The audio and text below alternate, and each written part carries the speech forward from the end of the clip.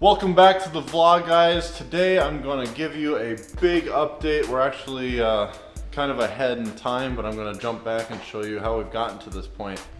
I'm going to go through unboxing these items from my newest sponsor, MST Wheels.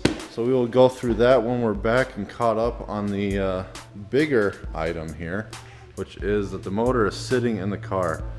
Isn't that freaking sweet?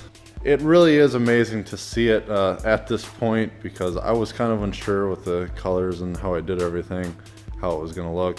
But once the full car is wrapped, that thing is going to look amazing in there. And the way it fits is just fantastic. We need to pound out the tunnel a little bit to move it back a couple more inches, but the trans is up in there real high. So what I'm going to do is go back to the breakdown of what we've done to get it to that point.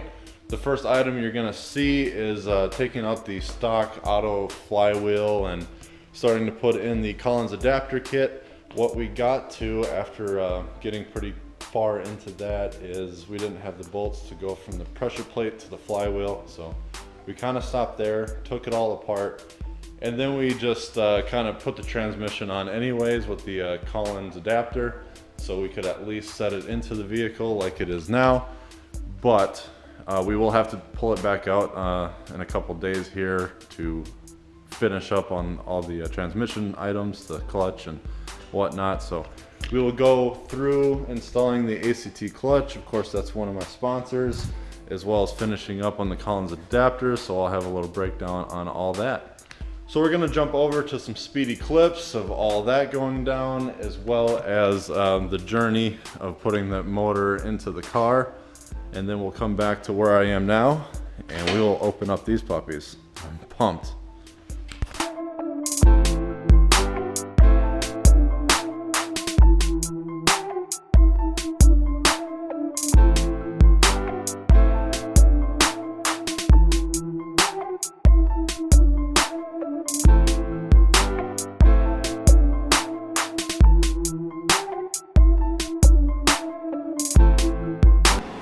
It's not super clean right now, but obviously the valve covers have been painted, the intake has been painted, the J-pipe delete kit, we got the heat shield. This is all the proper high temp paint, so don't you worry about that, it's going to be safe. And if we jump over here, going back into the car, we have the main hoop is just about in. I know it's been at the same point for a while, but he actually has the plates at the bottom of each side to install that, as well as the plates in the rear for the cross members that'll go to the back.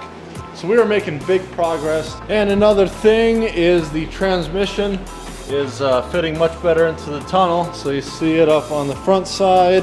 Look how close it is to the hole up here. So everything is really coming together. This is absolutely awesome.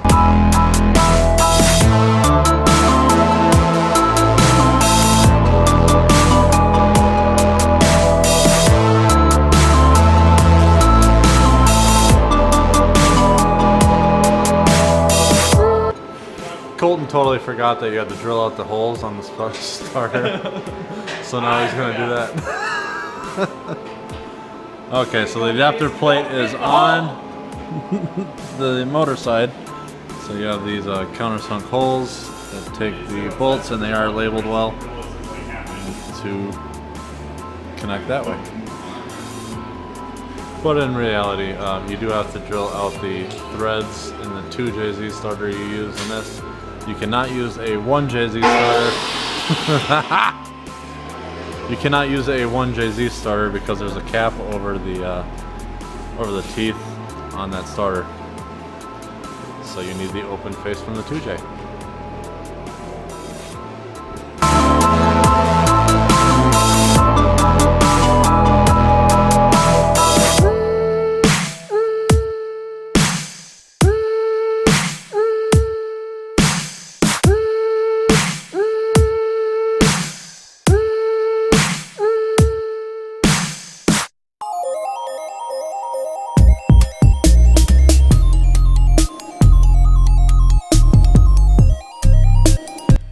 Back to the present, so I'm going to start getting these boxes opened up, stack them in the right way, and then I will show you exactly what these wheels look like.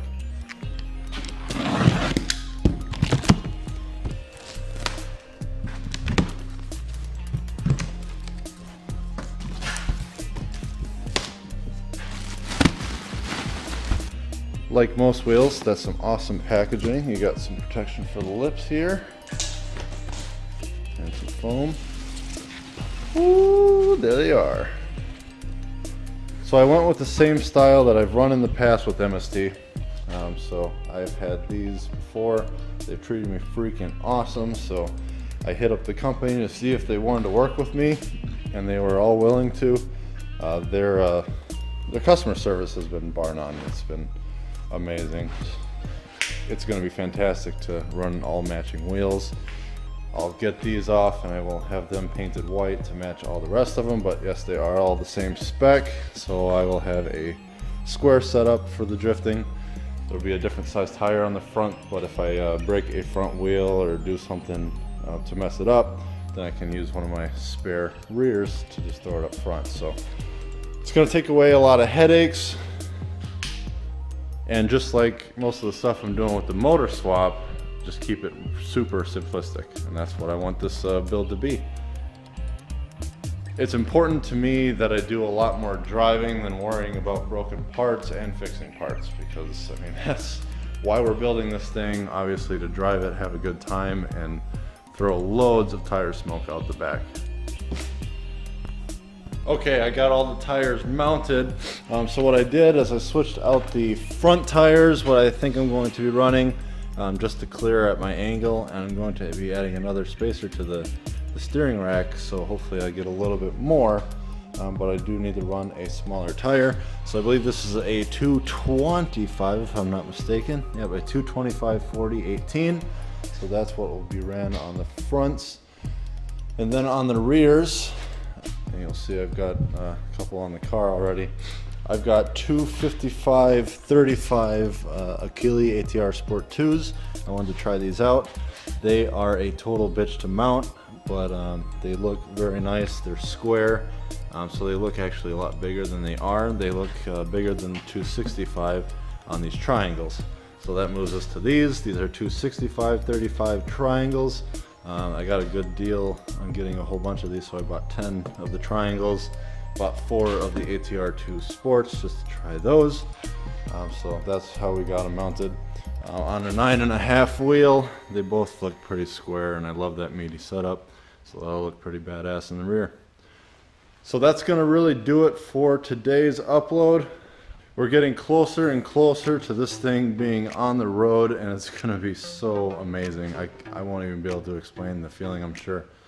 But with that, I want to thank you guys as always for liking and subscribing. If you haven't, make sure you do that, but we will see you in the next video. Bye-bye.